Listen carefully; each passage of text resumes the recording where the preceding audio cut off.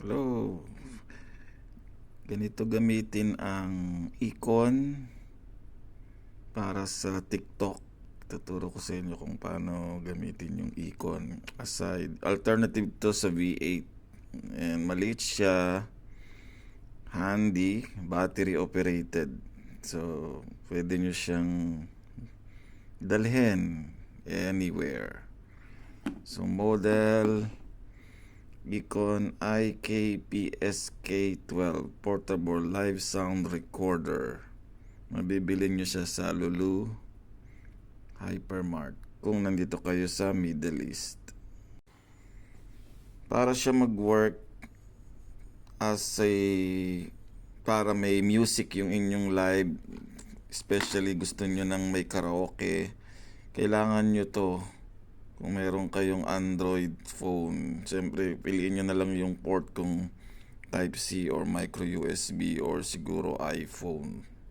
Kailangan to. First step natin, kailangan nating i-plug itong adapter sa tablet or phone. So yan, naka-plug na siya. And then ito yung USB Type-A na to eh. Dito ngayon natin ipa-plug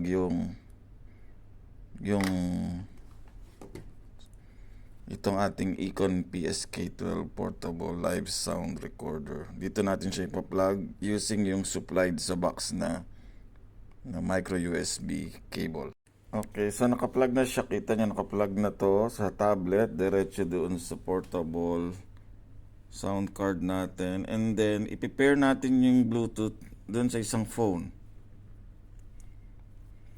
Okay. Pag na-pair na siya, magkakaroon na kayo ng music. Anong important step dito? Kailangan yung i-open yung port, which is pipindutin nyo to.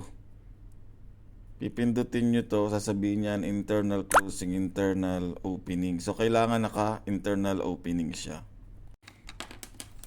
Then, itong headset nyo, dito nyo siya ipa-plug sa ibabaw. Sa ibabaw dito. Ito yung headset, dito yung mic, then dito yung kung gusto nyo i-plug yung headset na dalawa, magkahiwalay yung mic at saka earphone. Or ito pwede nyo gamitin going out to any audio video nyo na audio device nyo. Gusto nyo malaking speaker, maliit na speaker, pwede nyo siyang i-plug dyan. Then dito nyo pwedeng i-plug yung, kung wala kayong Bluetooth gusto nyo gamitin, dito siya sa next one, which is yung music. And then yung mobile, in yun. Actually, yun is ang music and mobile are both line in. And yung earphone is line out. And yung headset is line out din. And yung mic, kung gusto nyong gamitan ng malaking mic, kailangan may adapter kayo. Yung ibang feature dito ng ito yung mamimili na lang kayo, pipindutin nyo itong on and off, mapipili nyo, pwede nyo gamitin yung effects na popular, karaoke, MC, then merong electro, male, female, child, dodge. Yung dodge, ano ba yung dodge?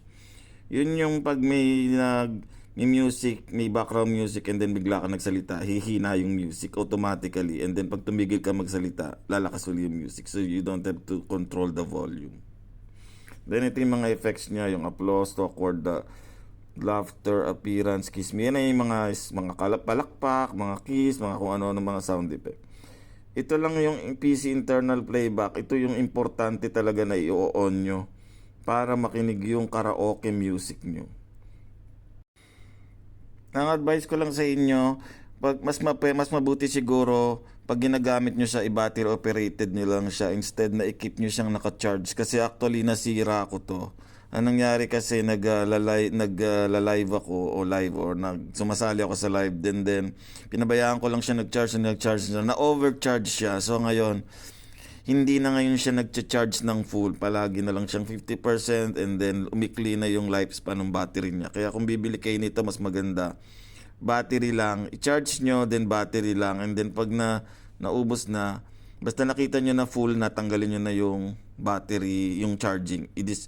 Hayaan nyo lang siya na naka-battery. Huwag nyo siyang ikikip na laging naka-charge kasi nasisira ang battery.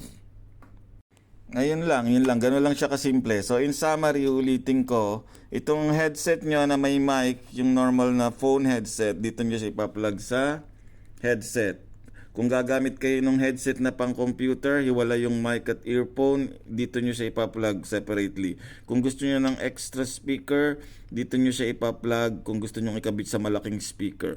Itong music is a line in, itong mobile is a line in. And then another line in is the Bluetooth. And then ito nga, this is a computer connection. Yung computer connection, diretso siya dun sa phone. Pero kailangan meron kayong adapter na ganito para ma-plug nyo yung tablet para mag-connect sila yung audio niya. And then, yun na yun. Nandito yung, wag nyo lang kakalimutan syempre itaas yung mga volume, effects, echo. Okay, para makinig nyo yung tunog. Yun lang. So, makikinig nyo yung mga sample ko na mga videos. Yun ang ginamit ko, yung icon. Okay, thank you po.